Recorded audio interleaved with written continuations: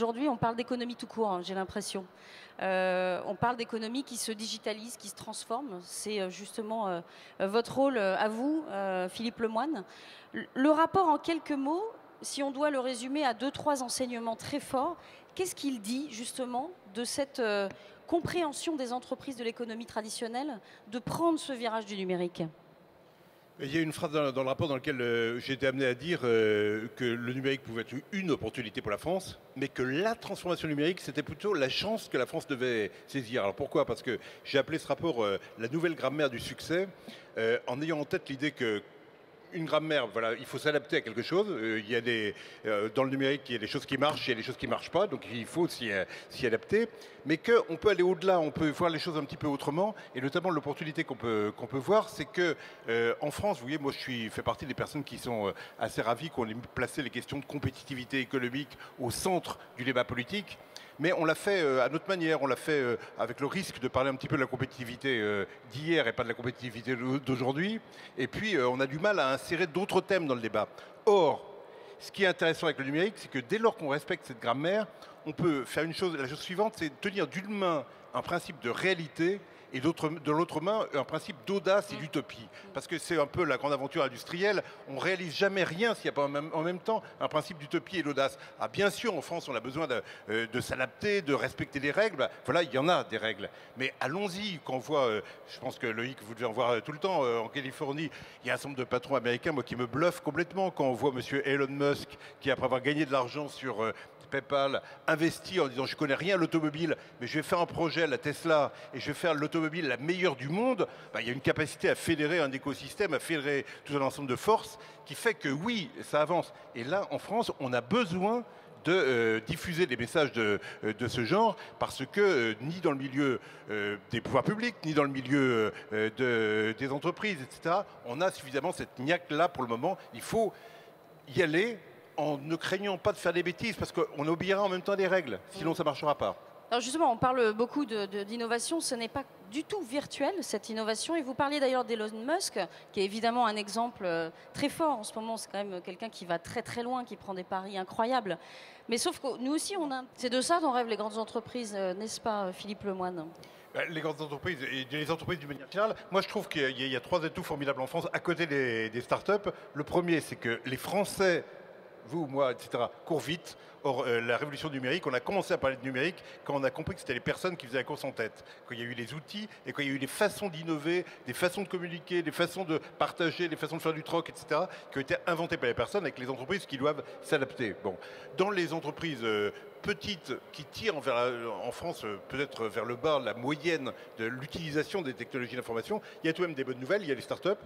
Il y a le fait qu'il y a des tas d'entreprises de commerce, de services et autres qui naissent chaque année, qui se considéraient traditionnellement comme non innovantes, donc elles avaient peu de chances de croître, elles se considéraient elles-mêmes comme non innovantes. C'est en train de changer assez fortement parce que pas mal de gens hybrident leur modèle d'affaires à base de commerce ou de services avec du numérique.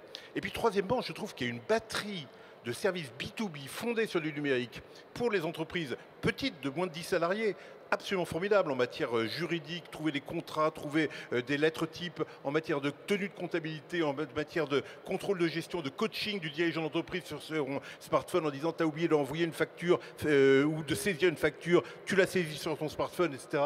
D'aide à l'exportation, plein de choses formidables. Et je considère aussi comme une bonne nouvelle le fait qu'on s'est gargarisé pendant un temps sur les seuls indicateurs d'équipement technologique.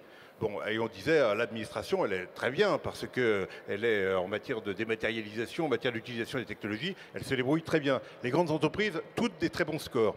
Mais ce qu'il y a, c'est qu'on voit de plus en plus qu'il faut combiner 2 critères. Le critère d'équipement de la technologie, et là plutôt les grandes structures se débrouillent plutôt pas mal, mais aussi le critère de remise en cause de leur modèle de fonctionnement, de leur rapport aux personnes, de leur rapport, de leur façon d'innover, de leur façon de s'organiser, de leur nombre de niveaux hiérarchiques, etc. Et de ce point de vue-là, les grandes organisations en France, elles ne sont pas dans le coup. Et je considère ça plutôt comme une chance. Oui. Enfin, elles sont au pied du mur, il faut qu'elles se transforment. On va revenir sur ça, Philippe Lemoine. Oui, moi je voulais rajouter une notion autour de la notion de vitesse qui a été introduite par Laurent tout à l'heure, qui est hyper important. Je pense qu'il y a un des critères majeurs pour juger aujourd'hui d'un pays, c'est de voir parmi les 100 premières d'un pays, combien d'entreprises ont été créées depuis moins de 30 ans ou depuis moins de 15 ans. Il y a un autre critère de ce type-là.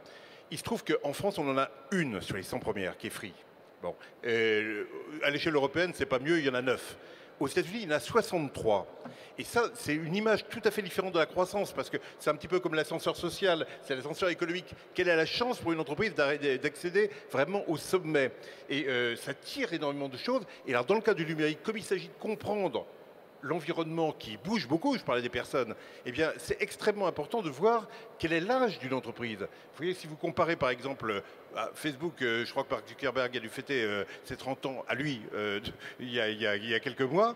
Bon, si vous prenez l'industrie automobile française, par exemple, moi je me souviens, j'avais fait des études à une époque sur le vieillissement des ouvriers, des cadres, etc.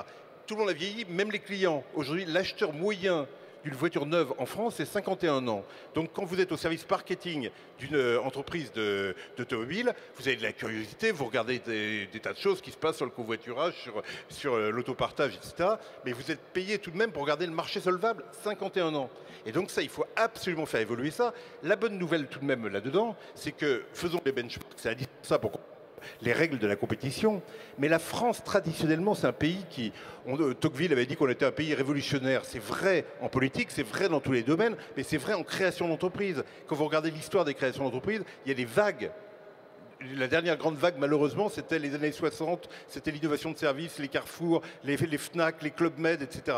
Bon, moi, je parie qu'aujourd'hui, on a une vague de ce type-là, on a les capacités dans les types d'entreprises qui naissent, de pouvoir les faire développer de ce type-là et d'assurer une vague nouvelle. Seulement, voilà, c'est tout le problème derrière un thème comme Osons la France sur lequel on est, c'est pas uniquement de regarder les atouts qu'on a dans son jeu, c'est de savoir si on sait les exploiter, ces atouts, les abattre au bon moment et de la bonne manière. C'est là-dessus qu'on doit essayer de concentrer la réflexion. Marie, qui impacte nos vies quotidiennes et les décisions sur les entreprises aussi, on ne s'est pas battu du tout pour avoir le job sur le numérique.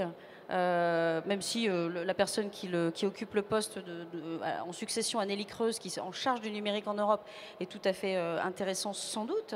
Mais la France ne s'est pas battue sur ce dossier-là, alors qu'il est stratégique. À l'heure de la French Tech, hein, on va dire l'organisation de tous nos écosystèmes, il n'y a personne à la Commission européenne sur le numérique.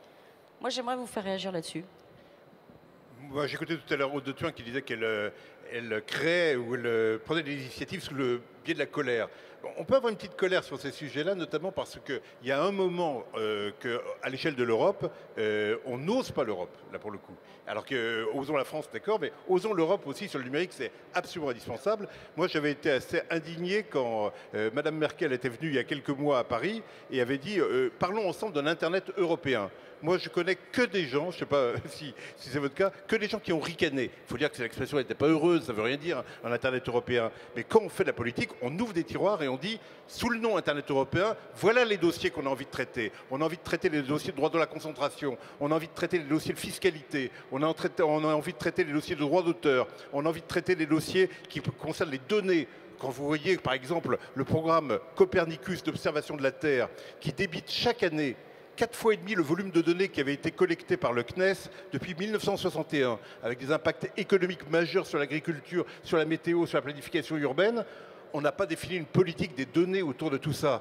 C'est du big data et de l'open data, moyennant quoi l'Angleterre a adhéré à ce programme pour, en gros, monter avec Google une façon d'exploiter les données européennes. Non! On ne peut pas avoir une Europe du spatial et pas une Europe des données du spatial. Donc je pense que vraiment, il est absolument majeur.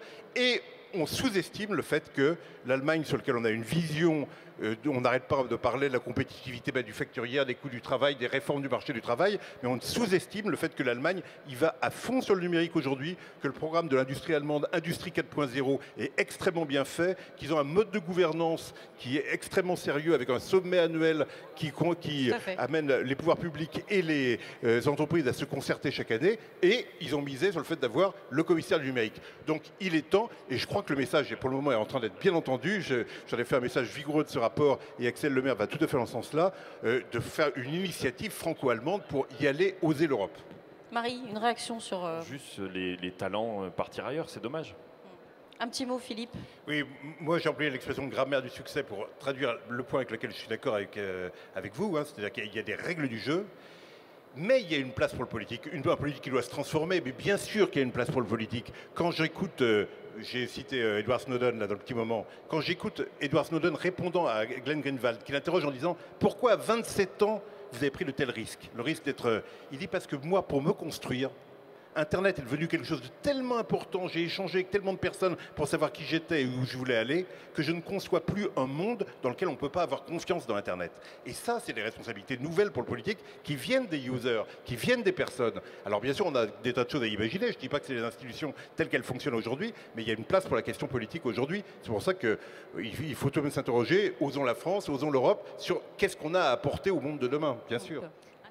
Alors, moi, quand j'ai fait ce rapport, j'ai tenu à le faire de façon très collaborative, en faisant des journées et quelqu'un de Blablacar m'a donné un petit autocollant qui était leur slogan interne, qui est Done is better than perfect. Ce qui est fait, c'est mieux que de chercher la perfection. Donc, moi, ce que j'ai essayé de faire, c'était par rapport à l'état des entreprises en France, l'état des différents, de mettre des propositions sur le tapis. Il y en a 180 dans ce rapport. Et ben moi, mon vœu, c'est de faire en sorte que ça ne reste pas lettre morte. Je ne dis pas que mes propositions sont parfaites. Elles sont sur un espace collaboratif pour être enrichies. Mais voilà, le problème, c'est de créer une dynamique. Et je pense qu'on va la créer.